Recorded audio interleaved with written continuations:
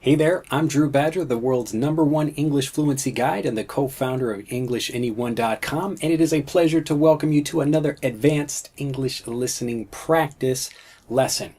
I always want to give this little note at the beginning of these lessons, just in case you are new to the channel. I highly recommend you first enjoy a lot of the other videos on our channel so you can get used to the sound of my voice, because I will be speaking much more quickly in these lessons. So if you're all ready to get started, let's jump right into the lesson.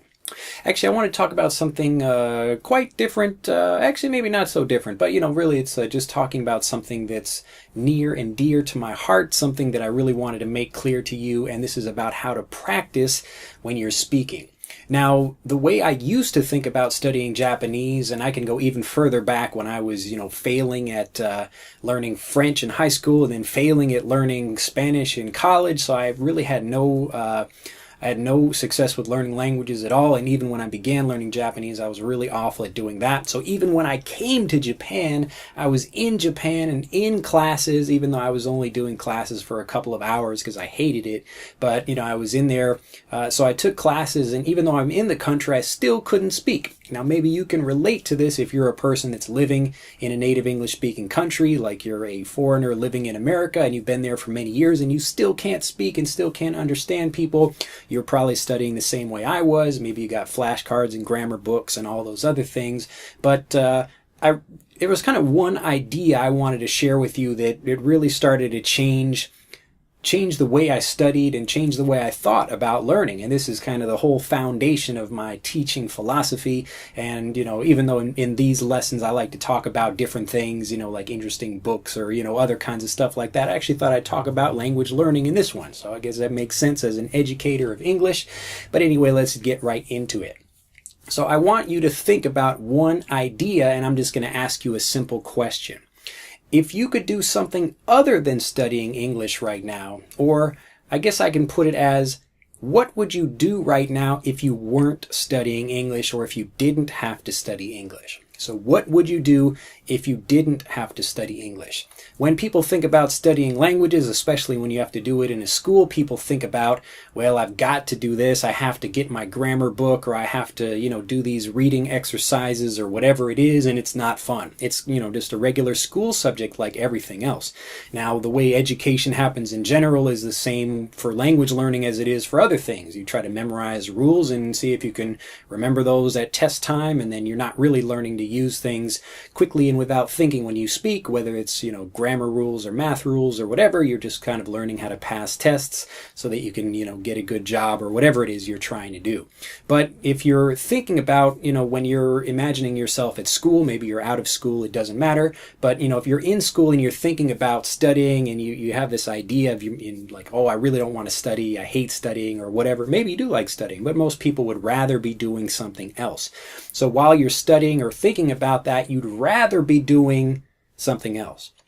And that's the rather be doing something, assuming you're part of that majority of people that really doesn't like studying so much, at least the traditional way of studying, just sitting in a textbook, looking like this and trying to read something and review it and try to memorize lists and things like that. So what would you rather do instead of studying? And most people have pretty good ideas about that. Well, I'd rather be playing basketball. I'd rather be going fishing. I'd rather be whatever that thing is. Now, what I'd like you to do is take that thing that you'd rather be doing and do that in English.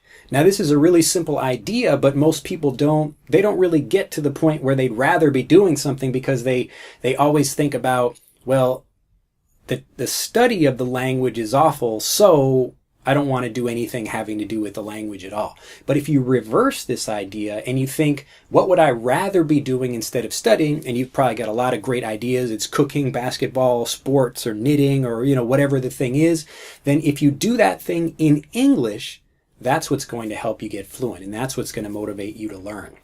So when I started doing that, I actually came to Japan to learn Japanese gardening. And if you're new to the channel, maybe you don't know my story. I won't go into the details of it here.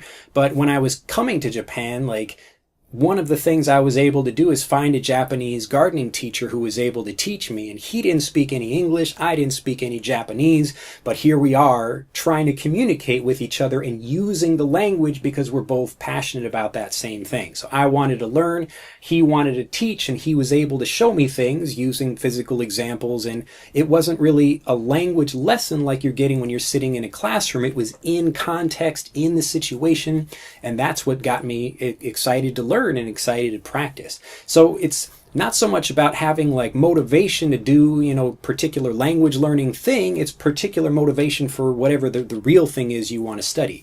But if you tie the language learning, if you connect the language learning to that thing, that's what's really going to help you get fluent. So right now, what I'd like you to do is think about what you'd rather do than study. And now think about how you can do that thing in English. So let's say you enjoy sailing. I hate studying English. I'd rather, instead of like watching English videos, I'd rather be sailing outside. Find some people that are English speakers and go sailing with them. I mean, it shouldn't be that difficult. Most of the time you can find people right here on YouTube that have, other videos, this kind of thing.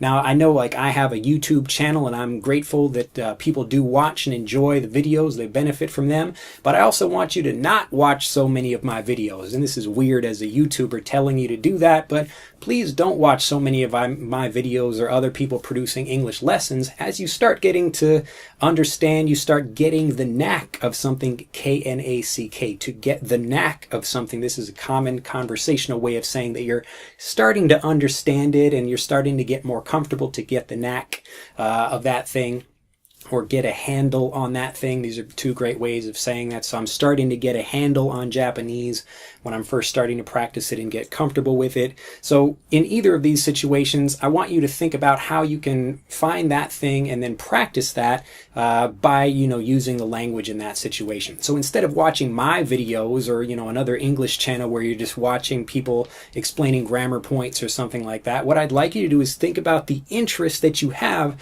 and then look for other channels on YouTube that are for English learners. So if you speak Russian, don't type in, like Russian and then look for people that are talking about sailing. Look for like, I want to learn about sailing or how to do this, and then watch people like that. And so you begin by just getting the listening from that. And then in the comments, you're asking other people who are probably interested in that same thing. And you can say, hey, how did you get interested in sailing? Or, how did you get interested in this other thing? And then those comments become friendships, and then you begin communicating with each other and you make friends, and that's how you improve in the language. Now, this is exactly what I did when I was starting to learn. Well, actually, not when I was starting to learn. When I was starting to learn, I did, the stupid way of learning, which is trying to learn a textbook, and that took me actually like many months of struggling to do that. But it was when I actually connected with that teacher, and I didn't find my Japanese gardening teacher right when I came to Japan. It was like, I don't know, I guess a few months afterwards, but up until that point, I was trying to study the language the wrong way. So I didn't enjoy myself, and I wasn't having fun learning the language. I was really frustrated. But when I started to do that and think about, well, how can I actually do the Japanese gardening while learning the language? And while I was thinking about that, it just seemed, it seemed like a quite easy thing to do. And when people care about something, they find a way to figure out how to do it. So even if you're not great at it, it doesn't matter what you're interested in doing, but think about something you enjoy doing and then just do that in English. So whatever you'd rather be doing right now, if maybe you think this video is boring right now, you're like, man, I hate this video. I wish right now I would rather be playing soccer. Then go play soccer with some English speakers. I'm sure you could find some. I'm sure their English speakers are all over the world. And when people say, well, there's like none in my area or whatever, I mean, hey, English is the most, it's like of all the different languages that are spoken, you're most likely to find an English speaker somewhere in the world. Now, for my case, maybe it was more difficult for me to find a Japanese speaker in America. They might be in some places, but maybe some like rural country area of Texas or Oklahoma or something like that. There's going to be more people that maybe find it difficult to find a Japanese speaker to practice with. So if you can think about, how do I practice? How do I meet people to practice with by thinking about your interest? And you can easily do that online first. Then it doesn't matter if you're actually in the same area as these people or not. It's because you can find them online no matter where you live. Anyway, that's what I'd like you to think about. That's the message I will leave you with today. Whatever you'd rather be doing than studying, do that in English. And that's how you get fluent. So just practice that thing and start finding people that way. Stop looking for English practice partners. Look for like sailing practice partners. Look for soccer practice partners. Look for all these other people. And that's the same way I found my gardening practice partner. And I stopped worrying about the language and started using it little by little because we cared more about the thing we were using the language for. Keep these ideas in mind, and hopefully you enjoyed this video. Hopefully it wasn't too boring and you actually want to give this a like. And if you're not already a subscriber to our channel, I highly recommend you subscribe so you can get access to new videos as soon as they're released. And as always, as soon as this video gets to 10,000 views or more, I'll release the next one. Have a fantastic day, and I'll see you next time. Bye-bye. To continue learning, click on the link in this video to download Speak English Naturally, our free guide to speaking and sounding like a native English speaker. The guide reveals the 3 most important kinds of conversational English you must learn if you want to sound native, and will help you experience instant improvement in your fluency and speaking confidence. To download your free guide on a mobile device, click on the link in the upper right of this video. To download your free guide from a computer, click on the link in the lower right of this video. I look forward to seeing you in the guide.